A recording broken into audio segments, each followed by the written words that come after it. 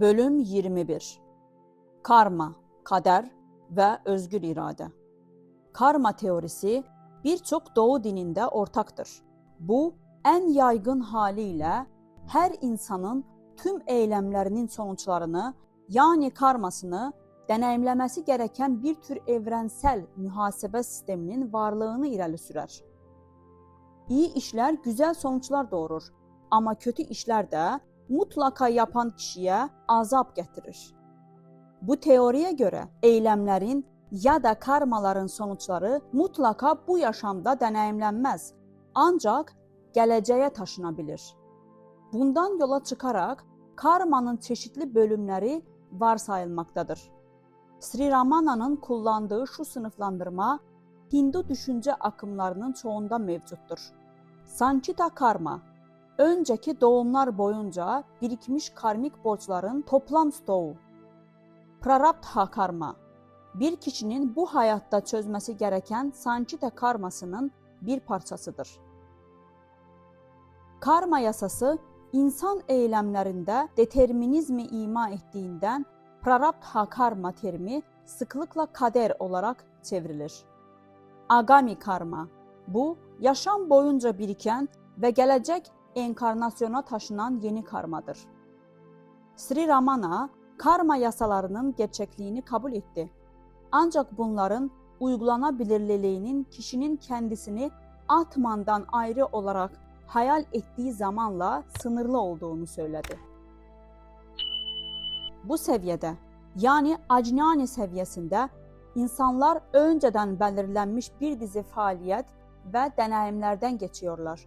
Bunların her biri daha önceki düşünce ve eylemlerin bir sonucudur. Hatta insanın hayatındaki her eylem ve deneyimin doğumda belirlendiğini, insanın tek özgürlüğünün ne bir failin ne de bir deneyimleyenin olmadığını fark etmek olduğunu bile bazen söylüyordu. Ancak kendini gerçekleştirmenin hemen ardından eylemlerin sonuçlarını deneyimleyecek kimse kalmaz ve dolayısıyla karma yasalarının tüm yapısı gereksiz hale gelir. Sri Ramana, karma yasasını Tanrı'nın iradesinin bir tezahürü olarak görüyordu. Kendini gerçekleştirmeden önce her insanın kaderini kontrol eden kişisel bir Tanrı İşvara'nın olduğunu söyledi. Herkesin yaptıklarının sonuçlarına katlanacağına karar veren İşvara'ydı. Canlıların her yaşamda geçirecekleri faaliyetlerin sırasını seçen İşvara'dır. İnsan kendini hala bedenin faaliyetleriyle özdeşleştirdiği sürece İşvara müzakeresinden kaçamaz. İşvara'nın gücünden kurtulmanın tek yolu Atman'ı gerçekleştirmekle karmanı tamamen aşmaktır. Gelecekteki bedende Prarabdha karmanın üstesinden gelmek mümkün müdür? Zaten bedenin ölümüne kadar devam eder derler.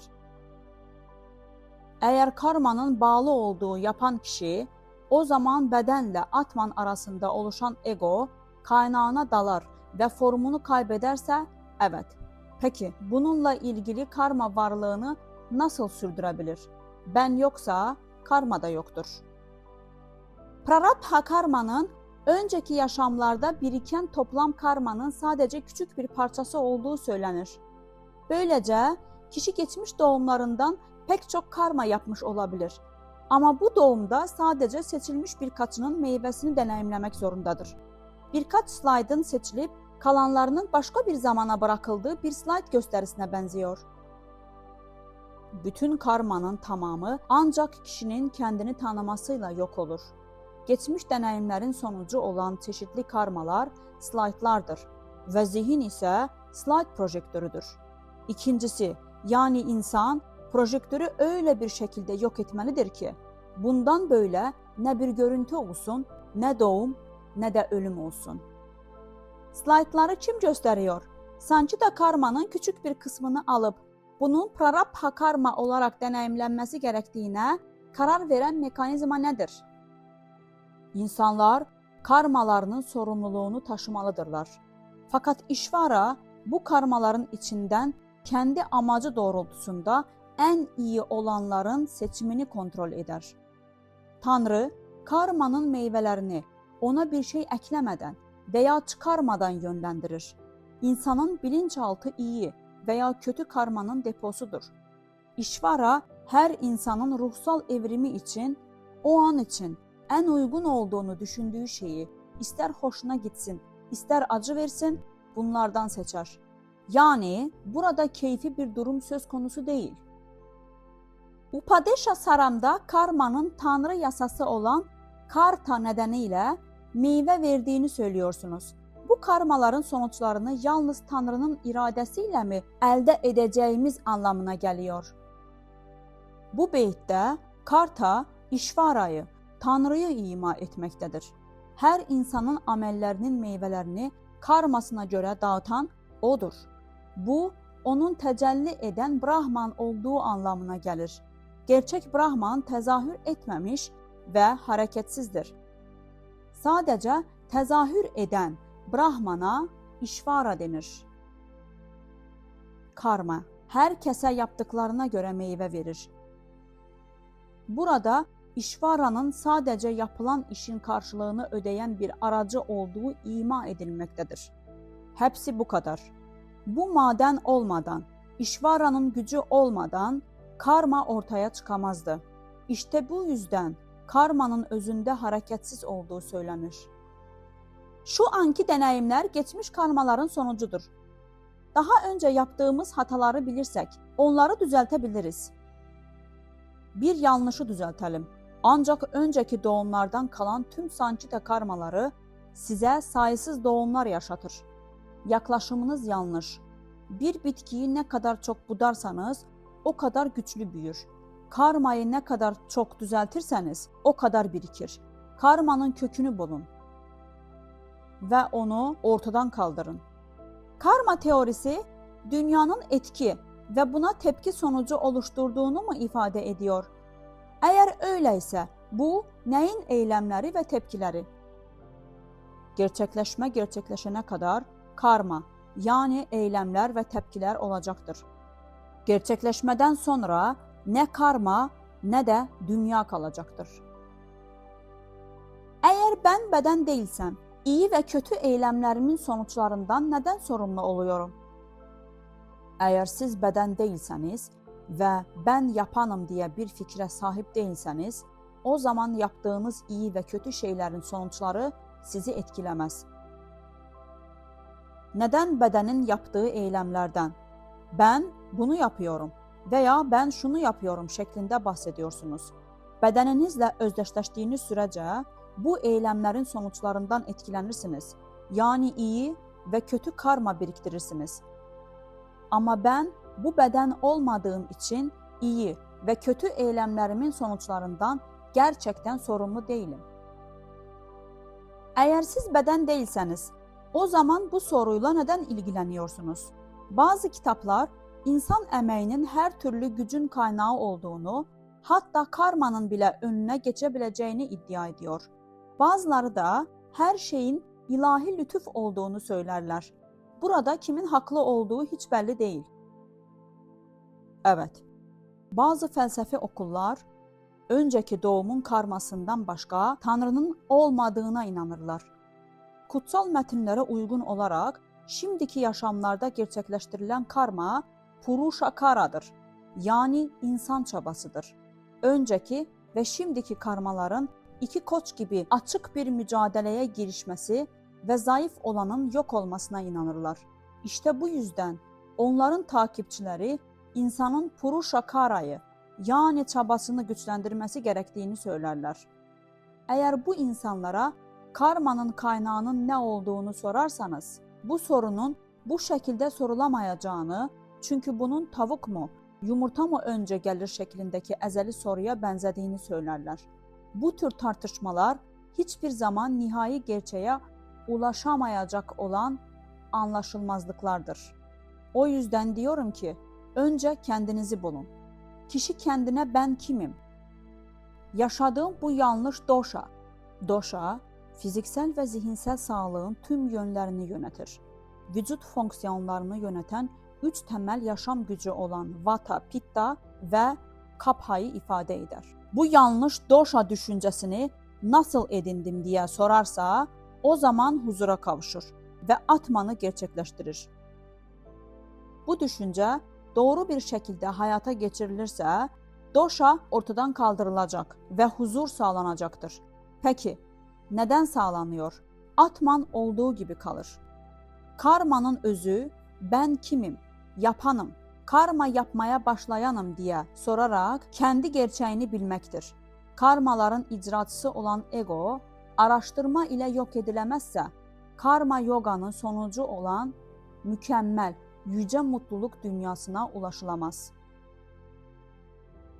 Kötü eylemlerin sonuçlarını mantralar veya japaları uygulayarak temizlemek mümkün müdür? Yoksa bunları deneyimlemek mi gerekir? Eğer ben japa yapıyorum duygusu yoksa, kişinin yaptığı kötü eylemler bunu etkilemez. Eğer bu duygu varsa, kötü işlerin sonuçları da devam eder. Peki, erdemli davranışlarla kazanılan sevaplar, günahlı davranışlarla kazanılan kötülükleri yok etmez mi? Ben yapanım duygusu var olduğu sürece, insan eylemlerinin sonucunu iyi ya da kötü olmasına bakmaksızın yaşamak zorundadır. Bir eylemi başka bir eylemle yok etmek mümkün müdür? Yukarıdakiler kaybolunca insana hiçbir şey etki edemez. Eğer kendinin farkında olmazsa, ben yapanım duygusu hiçbir zaman kaybolmaz. Öz farkındalığına ulaşmış birinin japaya ihtiyacı var mıdır? Taposa ihtiyacı var mıdır? Parabrahmanın gücü sayesinde hayat devam eder. Ancak kendini gerçekleştiren kişi hiçbir şey istemez.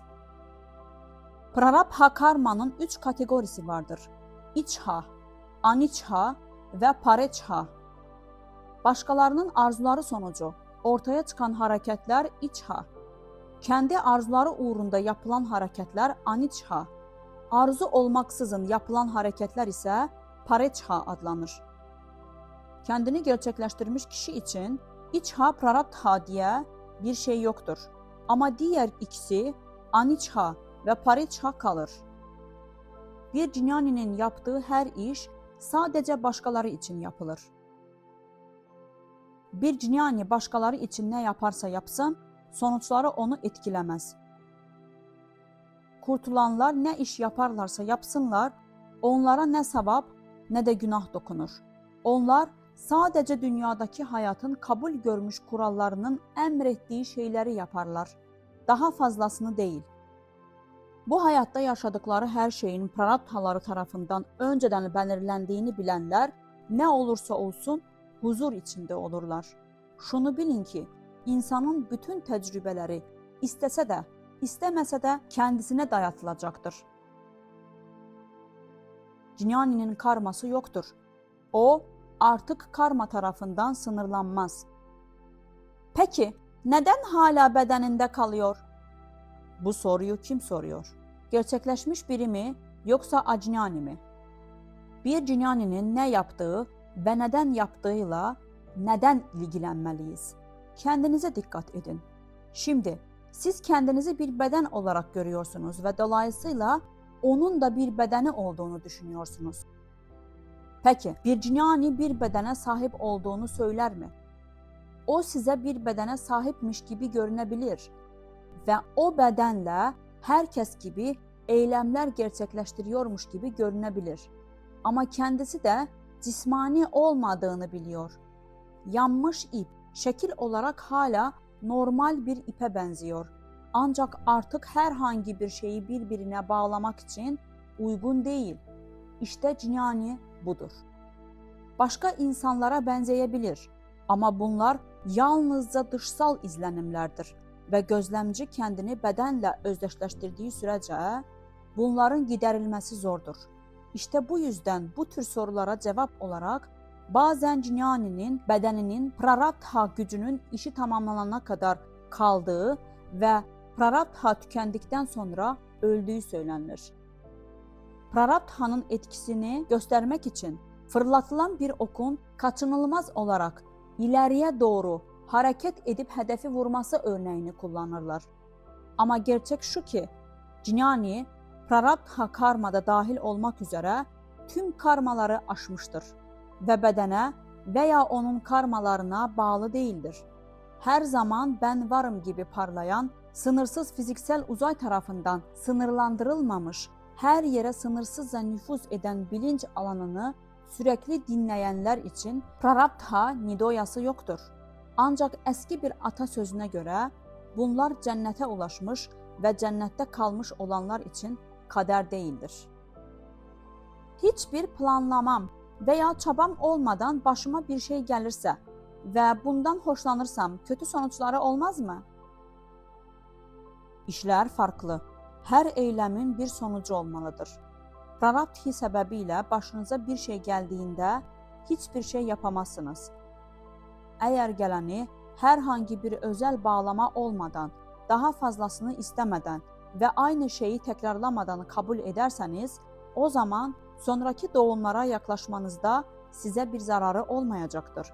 Öte yandan aldığınız şeyin tadını büyük bir bağlanmaya çıkarırsınız ve doğal olarak daha fazlasını arzularsınız. Bu kesinlikle daha fazla doğuma yol açacaktır. Astroloji bilimine göre yıldızların etkisi dikkate alınarak gelecekteki olaylar tahmin edilebilir. Bu doğru mu? Bireysellik duygunuz olduğu sürece bunların hepsi doğrudur. Yıkılınca bunların hepsi yanlıştır. Peki astroloji bireyselliği bozulmuş kişiler için doğru değil mi? Bunu açıklayan kim olacak? Vizyon ancak görecek biri olduğunda mümkündür. Egoizmleri yıkanlar görüyor gibi görünseler de aslında göremezler. Kader geçmişteki eylemlerin sonucudur ve bedenle ilgilidir. İstediği gibi davransın. Bu konuyla neden ilgileniyorsunuz? Buna neden dikkat ediyorsunuz? Başımıza gelen her şeyi insanın geçmişteki davranışlarının, ilahi iradenin ve diğer etkenlerin bir sonucu olarak meydana gelir. Şimdiki zamanın geçmiş karmalarla şartlandığını söylerler.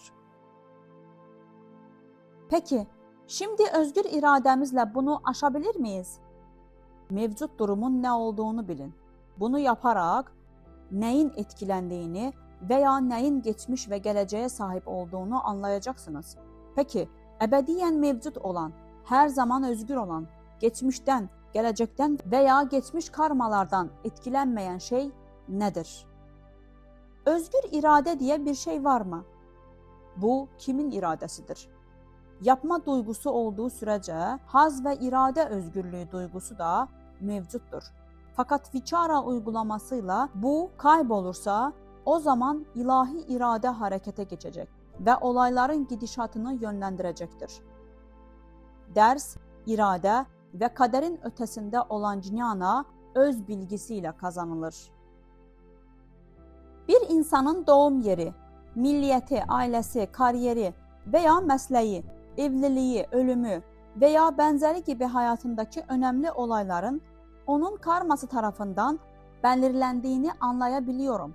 Peki, hayatın tüm detayları, en küçük ayrıntılarına kadar önceden belirlenmiş mi? İşte bu vantilatörü yere koydum. Acaba şu gün, şu saatte, şu hareketi yapıp buraya koyacağım önceden kararlaştırılmış olabilir mi? Kesinlikle. Bu bedenin yapması gereken her şey, yapması gereken tüm deneyimler, daha varoluşun başlangıcında önceden belirlenmiştir. Peki, insanın özgürlüğü ve eylemlerinden sorumluluğu nedir? İnsanın sadece mücadele etme ve kendisini bedenle özdeşleştirmemesini sağlayacak jnanayı edinme özgürlüğü vardır. Prarabdhanın önceden belirlediği eylemler kaçınılmaz olarak gerçekleştirilecektir. Fakat insan ya bedenle özdeşleşip onun eylemlerinin meyvelerine bağlanmaya ya da bedenden bağımsız olup onun etkinliğinin basit bir tanığı olarak hareket etme özgürlüğüne sahiptir. Peki, özgür irade bir efsane mi? Özgür irade ancak bireysellikle birlikte varlığını sürdürür. Ayrı varoluş devam ettiği sürece özgür irade vardır. Bütün kutsal metinler bu duruma dayanmaktadır ve onu doğru yola yönlendirmeyi öğütlemektedir.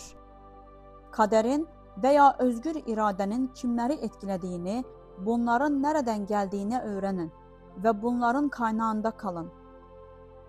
Bunu yaparak her ikisini de aşacaksınız. Kader ve irade konularını tartışmanın tek amacı budur. Peki, bu sorular kimler için ortaya çıkıyor? Öğrenin ve huzur bulun.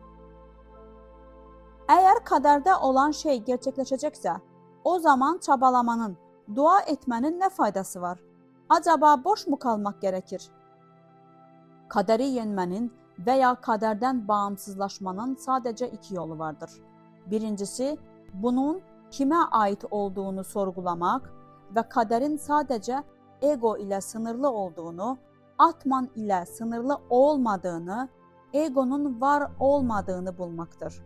Diğeri ise egoyu öldürmektir. Kendinizi tamamen Allah'a teslim ederek, çaresizliğinizi fark ederek ve sürekli olarak ben değil sen, Allah'ım diyerek ben ve benim duygularını tamamen bir kenara bırakarak ve onun sizinle dilediğini yapmasına izin vererek. Teslimiyet, müridin Allah'tan bir şey istemesi halinde tamamlanmış sayılmaz. Gerçek teslimiyet, Allah'ı sevginin kendisi için sevmektir. Başka bir şey için değil. Hatta kurtuluş uğrunda bile değil. Başka bir deyişle kaderi fethetmek için kişinin egoyu tamamen yok etmesi gerekir. Bunu ya öz sorgulama yoluyla ya da Bhakti Marga yoluyla yapması gerekir. Bölümün ve kitabın sonu. Değerli izleyicilerimiz, eğer bilgi faydalı olduysa beğenməyiniz ve paylaşmanız bizi sevindirir. Kanalın büyümesi ve daha çok insana ulaşması, daha çok insanın bilgilənməsinə ve aydınlanmasına sebep olur. Bizimle olduğunuz için teşekkürler.